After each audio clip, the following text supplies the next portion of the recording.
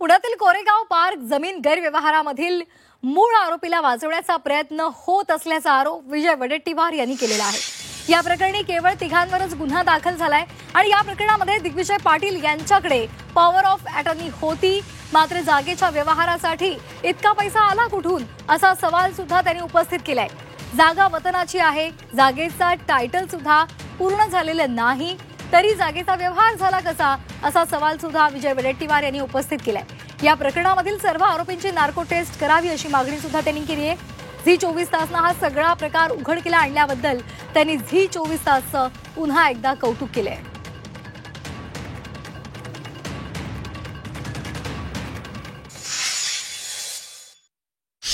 पवार आणि दिग्विजय सिंह पाटील हे दोघेही पार्टनर आहेत।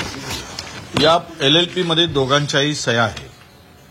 ही LLP आहे त्याची, या दोघांच्याही सह्या याच्यावर आहेत। आणि हे असताना जे गुन्हे दाखल झाले ते दिग्विजय पाटील, सब रजिस्ट्रार तारू आणि शीतल तेजवानी या तिघावर हे सगळे गुन्हे दाखल झाले। मूळ आरोपी त्याला वाचवण्याचा प्रयत्न या ठिकाणी असल्याचं दिसतोय। त्याला राजकीय सपोर्ट, आशीर्वाद हे या ठिकाणी आम्हाला सरकारच्या एकूण या प्रकरणामध्ये दिसतोय। करायलाच पाहिजे, ज्या सगळ्यांचीच करायला पाहिजे। यामध्ये उपनिबंधक आहे, त्यामध्ये पार्टनर आहेत,